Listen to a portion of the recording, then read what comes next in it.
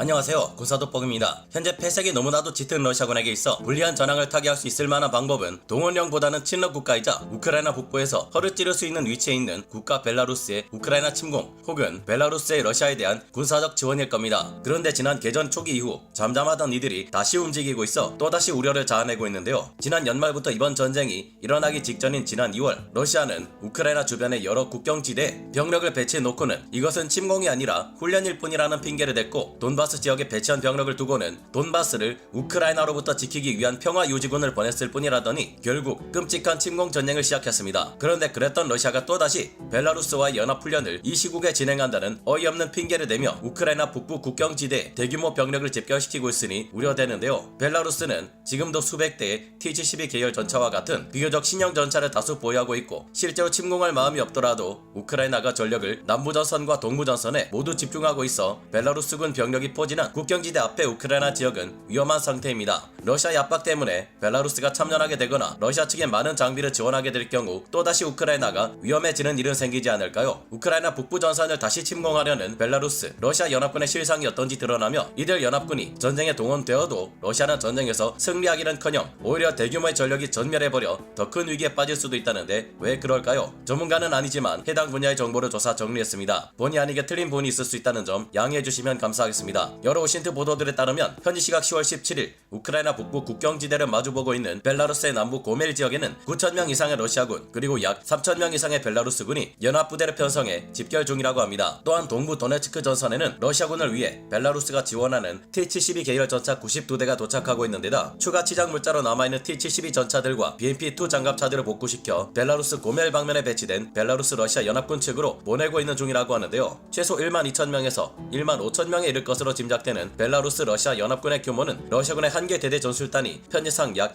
1,000명 정도라는 것을 감안해 볼 때 12개에서 15개 대대 전술단을 편성할 수 있는 전력인 것으로 평가되고 있습니다. 현재 이들은 우크라이나가 국경을 위협하고 있으며 이에 대응하기 위한 방어 훈련을 진행하기 위한 목적으로 집결한 것이라는 말도 안 되는 주장을 펼치고 있습니다. 본토에 들어와 벌써 8개월째 눌러앉아 침공 전쟁을 벌이고 있는 러시아를 몰아내는 데만 집중하기도 바쁜 우크라이나가 명분 없이 벨라루스를 침공할 이유가 전혀 없는데도 말이죠. 그러나 벨라루스가 참전하거나 러시아를 도운다 해도 러시아군의 불리한 전황은 크게 달라지지 않을 것이란 전망이 많습니다. 알고 보면 벨라루스가 러시아 측에 제공한 전차들과 장갑차들은 구소련이 붕괴되면서 벨라루스에 남겨두고 간 장비들이며 대부분이 별다른 관리 없이 아무렇게나 방치되어 있던 것들이라는 것이 밝혀졌기 때문입니다. 최소 30년에서 오래된 것들의 경우 40년이 넘도록 관리 없이 방치되어 있던 녹슨 전차와 장갑차들을 되살리려면 많은 노력과 시간이 필요하고 실제로 이 때문에 벨라루스 측은 이 장비들을 복구하는데 시간이 꽤나 많이 소모되고 있다고 합니다. 이를 되살려 투입한다 해도 제대로 작동할 것인지 장담할 수만은 없을 텐데요. 이 장비들의 숫자는 수백 대에 달하며 현재 벨라루스 측에서 이를 복구시켜 러시아를 지원하고 있지만 그 과정이 순탄치 않은 데다 이외에도 다른 문제가 또 있습니다. 벨라루스와 함께 연합군으로 편성된 러시아군 병력들은 대부분이 지난 9월 21일 푸틴 러시아 대통령이 30만 예비군을 동원하겠다는 부분 동원령을 내린 이후 징집된 이들이 대부분이라 급하게 전선에 투입되며 기본적인 훈련조차도 받지 않은 이들이라고 하는데요. 물론 이들은 전선에 투입되기 전에 벨라루스군에게 전차와 장갑차를 지원받고 이를 운용하기 위한 교육 또한